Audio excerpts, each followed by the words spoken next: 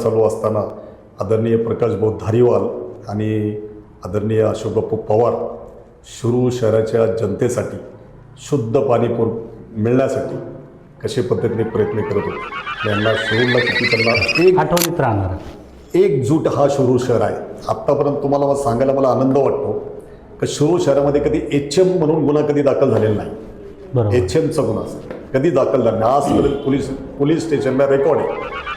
50-60 वर्षांचे रेकॉर्ड बघून काय आमच्या तुम्हाला ही समस्या कैलासवासी बाबूराव पाचरनेंनी एवढी सिम्पलमध्ये सोडवली. त्या ठिकाणी मी गेलो, त्या ठिकाणी आम्ही सगळे जमलो. आमचे जुने जाकीर खान पठाण असतील, मी होतो, प्रकाशित धाडेवाल होते आमचे संगतीच्यातले. आम्ही गेलो, लोकांना नागरिकांना समजूत काढली. मी ते प्रतिमाचं पूजन केलं आणि मी हा विषय संपवला आहे. आज असेच लोकांची आज शिरूर शहरामध्ये गरज आहे मला असं वाटतं. हे सगळं तेव्हाच हे लोक. नमस्कार, मी तेजस फडके. शिरूर तालुका.comच्या यूट्यूब चॅनलमध्ये आपले स्वागत. सध्या शिरूर नगरपालिकेची रणधुमाळी चालू आहे. आपल्यासोबत ज्यांनी शिरूर नगर परिषदेचे नगरसेवक म्हणून गेली 10 वर्ष काम केले आणि आत्ताही ते नगरसेवक पदाला उभे आहेत असे राष्ट्रवादी काँग्रेस शरदचंद्र पवार पक्षाचे शिरूर शहर अध्यक्ष मुझफ्फर कुरेशी आहेत. नमस्ते. मला सांगा, गेले अनेक वर्ष तुम्ही राष्ट्रवादी काँग्रेसचे शिरूर शहराचे अध्यक्ष आहात.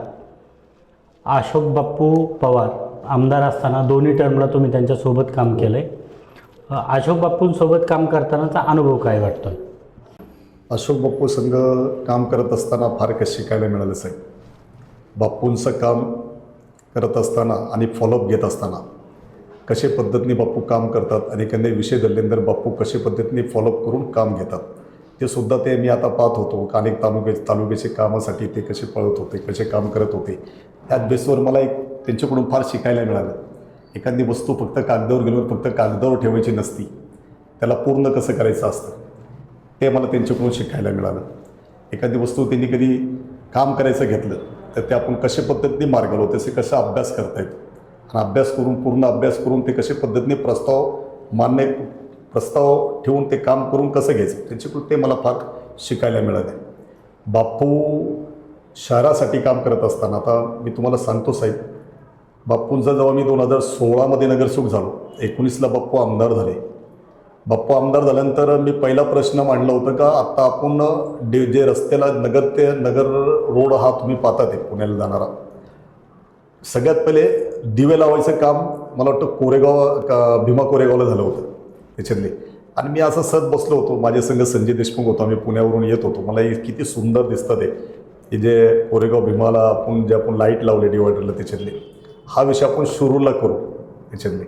शिरूरला आपल्याला हा डिवायडरला आपल्याला देव लावायचं आहे. बापूला हा प्रस्ताव मी बापूंना दिलं.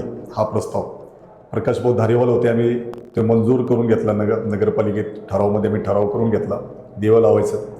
आणि DPTCमधून जिल्हा नियोजनकडून आम्ही त्याची मागणी केली. 4 कोटी रुपये आम्हाला ते बापूच्या प्रयत्नामुळे आम्हाला ते मिळाले. आणि आज ते सुंदरता प्रकाशमय शिरूर शहरामध्ये आपण ते पाहतोय, ते आपल्याला दिसतोय साहेब. असे अनेक उदाहरण आहे बापूचे. बापूंचं एक स्वप्न होतं शिरूरला, आपलं जे शनी मंदिर आहे ते परिसरामध्ये. शनी मंदिरापर्यंतमध्ये भाविक शनिवार दिवशी लोक जमतात शनी मंदिर असल्यामुळे. आणि एक छोटीशी चौपाटीची बापूंची कल्पना होती त्याच्यातली. एक चौपाटी करून त्या ठिकाणी चौपाटीचं लुक आणि नदीला एक बोटिंग सिस्टीम करून आपल्याला लाईट वगैरे, ही बापूची सुंदर अशी कल्पना शिरूरसाठी होती. हे सुद्धा मी बापूच्याकडून एक काम करत असताना, बापू सगळं काम करत असताना मी पाहिलं. दुसरा बापूला हा जे सुशिला पार्क आहे, सुशिला पार्क ज्या पद्धतीने आता सुरतनगरच्या पुढे सुशिला पार्क नवीन झालेलं आहे, सुशिला पार्क ते दशकिरी विदे घाट इथपर्यंत एक वॉकिंग ट्रॅक बनवायचं होतं त्यांना.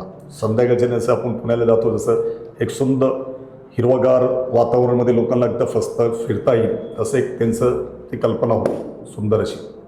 असे अनेक विषय आहे साहेब जे बापू आणि प्रकाशित धारीवालचे होते शिरूर शहरामध्ये. तेच पुढं आम्ही आता काम करायचा प्रयत्न करू त्याच पद्धतीने. तुम्ही जसं अशोक बापूंविषयी सांगितलं तसंच प्रकाशित धारीवाल यांच्यासोबत पण तुम्ही खूप दिवस काम केलं. त्यांच्याबद्दल काय सांगाल, त्यांचे अनुभव कसे होते? पाणीचा विषय होता शिरूर शहरामध्ये. प्रकाश धारीवाल संघ आम्ही काम करत ना 2011-12 आम्ही तो विषय मांडला, ते मंजूर करून घेतलं. त्याचं पाणी संदर्भात शिरूरचं नवीन चिचणी धरणाचे पाणी पुरवठा आपल्याला शिरूरला आणायची होती.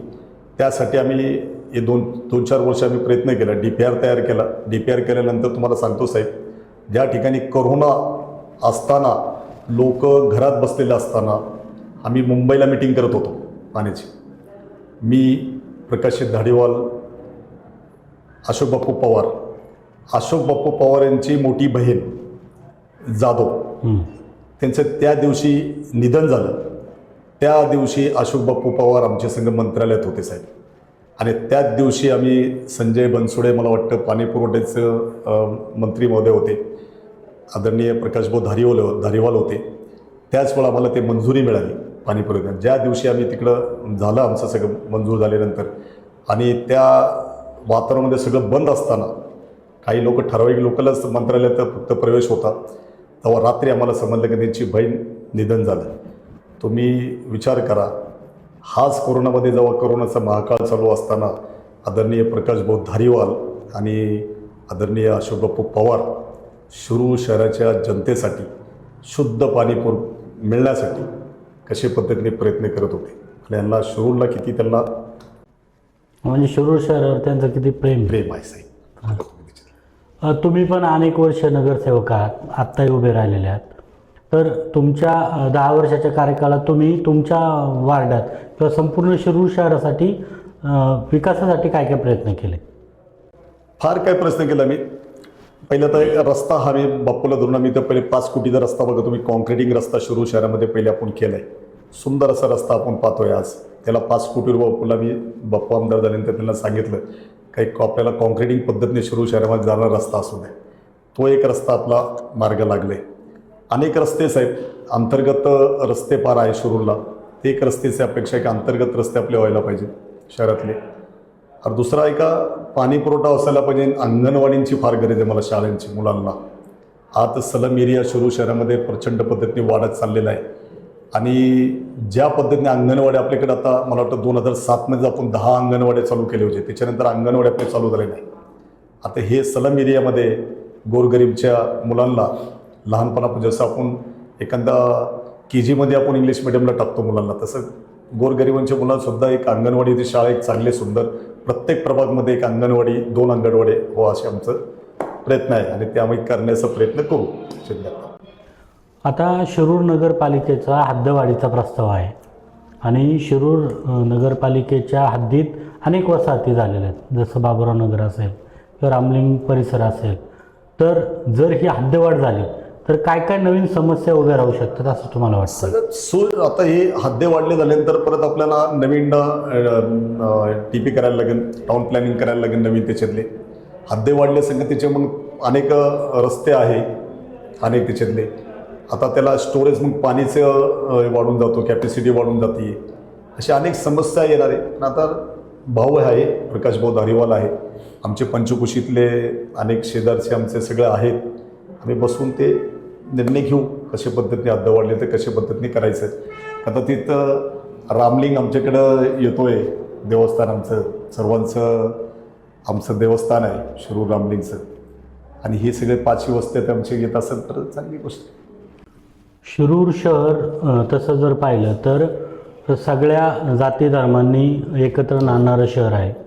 आणि अनेक वेळा इथं काही अशा अनुचित घटना घडल्या, पण सगळ्या समाजाने एकत्र येऊन त्यावर मात केली. तर एखादा असा प्रसंग सांगाल का आठवणीत राहणार? एकजूट हा शिरूर शहर आहे. आत्तापर्यंत तुम्हाला सांगायला मला आनंद वाटतो की शिरूर शहरामध्ये कधी HM म्हणून गुन्हा कधी दाखल झालेला नाही. बरोबर, HMचा गुन्हा कधी दाखल झाला नाही आजपर्यंत. पोलीस स्टेशनला रेकॉर्ड आहे, 50-60 वर्षाचे रेकॉर्ड बघून काय. तर आमचे वडील आमचे जुने जे आहे मंडळी, त्यांनी एकोपा पाळला आहे साहेब. बरोबर आहे. असे अनेक तुम्हाला सांगतो, हनुमान मंदिराची विटंबना झालेली होती, तेव्हा ठिकाणी आम्ही एकत्र बसून गावाचं आम्ही वातावरण शांत केलं.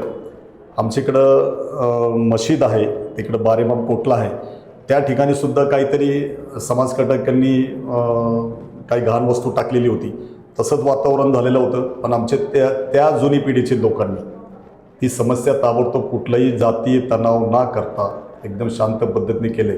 हा शिरूर शहर एकोपा जपणारा, सलोखा जपणारा हा शिरूर शहर आहे. आमची बाजारपेठ चांगली आहे, आमची लोकं चांगली आहे, आमचे पंचकुशीतले लोकं चांगले आहे. आम्ही बसून आमच्या शिरूर शहरामध्ये आजसुद्धा असा एकोपाची गरज आहे. आज नवीन पिढी आलेली आहे, नवीन काहीतरी करायचा प्रयत्न चाललेलाच आहे. तुम्हाला सांगतो आत्तामध्ये काही दिवसा पहिले कैलासवरती बाबुराव पाचरणे होते. मी तुम्हाला सांगतो रमजान ईद होती आणि रमजान ईद असताना त्या दिवशी आम्ही रमजानला नमाज पठण करून आम्ही ईदगाहवरून येत होतो आणि काहीतरी समाजकाटेकींनी तुम्हाला तालीम आहे आपली तालीमचं मोठी तालीम म्हणून कापड बाजारमध्ये तालीम आहे. त्या तालीममध्ये बजरंगबलीची प्रतिमा होती, त्याची विटापना केली. ती विटंबना झाल्यानंतर आम्ही सगळं गावामध्ये भरपूर तणावाचं वातावरण झालं आणि अनेक लोक इकडून 5-50 लोक जमले, इकडेच लोक जमलेले होते. पण तुम्हाला ही समस्या कैलासवासी बाबुराव पाचरणेंनी एवढी सिंपलमध्ये सोडवली. त्या ठिकाणी मी गेलो, त्या ठिकाणी आम्ही सगळे जमलो. आमचे जुने जाकीर खान पठाण असतील, मी होतो, प्रकाशित धाडेवाल होते आमचे संगतीच्यातले. आम्ही गेलो, लोकांना नागरिकांना समजूत काढली. मी ते प्रतिमाचं पूजन केलं आणि मी हा विषय संपवला आहे. आज असेच लोकांची आज शिरूर शहरामध्ये गरज आहे मला असं वाटतं साहेब. हे सगळं तेव्हाच हे लोक, आज ते लोक आपले संघ नाही आहे आणि आत्ताची जी फळी आहे अशी फळी आपल्याला शिरूर शहरामध्ये निर्माण करायची, जे आपल्याला एकोपा शिरूर शहराचा कायम जपणारी फळी पाहिजे. बरोबर आहे. अजून एक मोठा प्रश्न की शिरूर शहर हे मध्यवर्ती ठिकाणी, श्रीगोंदा, पारनेर आणि शिरूर तालुका, तर बाजारपेठ मोठी असल्यामुळं अनेक वेळा लोक बाहेरून येतात आणि इथं सध्या जर आपण पाहिलं तर पार्किंगची सगळ्यात मोठी समस्या निर्माण होते. तर भविष्यात समजा असं काय तुम्हाला वाटतं का की एखादं वाहनतळ उभारावं लागेल शिरूरमध्ये? हो, 100% वाहनतळाची फार गरज आहे शिरूर शहरामध्ये. व्यापाऱ्यांच्या दृष्टीने पाहिलं गेलं तर शिरूर शहरामध्ये आता बाजार सगळ्यात मोठी समस्या शिरूरच्या व्यापाऱ्यांची पाहिलं गेलं तर आज शनिवारचा बाजार होता, तो शनिवारचा बाजार ह्याच ठिकाणी पाहिजे होता. आज हा बाजार मार्केट कमिटी खरेदी विक्री संघामध्ये आठवडे बाजार आला, तो बाजारची त्याचं आज एवढे व्यापाऱ्यांना त्रास आहे साहेब. आज शनिवार आम्हाला वाटत नाही का शनिवार आहे म्हणून आमचा आठवडा बाजार आहे म्हणून. ही सगळ्यात व्यापाऱ्यांची तुम्ही दुकानं बघा साहेब. शनिवारचा बाजार जेव्हा भरत होता तर लोकांचं 7 दिवसाचं 8 दिवसाचं टर्नओव्हर होता आठवड्याचा बाजार. ज्या दिवशीपासून आठवड्याचा बाजार तिकडे बंद झालं त्यापासून परिस्थिती तुम्ही व्यापाऱ्यांची परिस्थिती बघा कशी. शनिवारचे वाटत नाही एवढे मोठा बाजार पर शिरूरचा असताना हे बाजार इकडे गेला. कृषी उत्पन्न बाजार समिती त्याचे आमचा आठवड्याचा बाजार आम्हाला तिकडं परत आणायचं आहे. त्या ठिकाणी राहिले तिकडे सुविधांचे स्वच्छतेचं आम्ही त्यांना देऊ, जागा आम्ही तिकडं देऊ.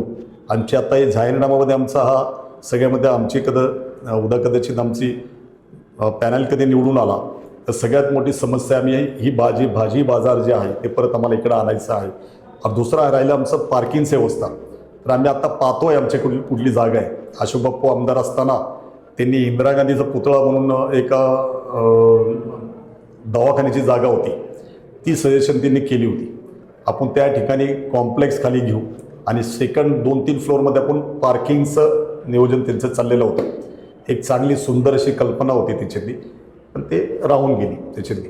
पण निश्चितच आपण फ्युचरमध्ये कुठल्या तरी जागा बघून ते पार्किंग आपल्याला गरज आहे पार्किंगची. आत्ता तुम्ही निवडणुकीला सामोरे जाताना मतदारांना काय आवाहन कराल? सबका साथ और सिर्फ शिरूर का विकास, सबका आप सबका साथ. संपूर्ण शिरूर शहरांचं साथ आम्हाला गरज आहे आणि शिरूर शहरांचं आणि तुमचं कुठलाही एक व्यक्तीचा विकास नाही आहे, फक्त शिरूरचा विकास एवढंच आमचं धोरण आहे. म्हणजे शिरूर शहराचा सर्वांगीण विकास झाला पाहिजे.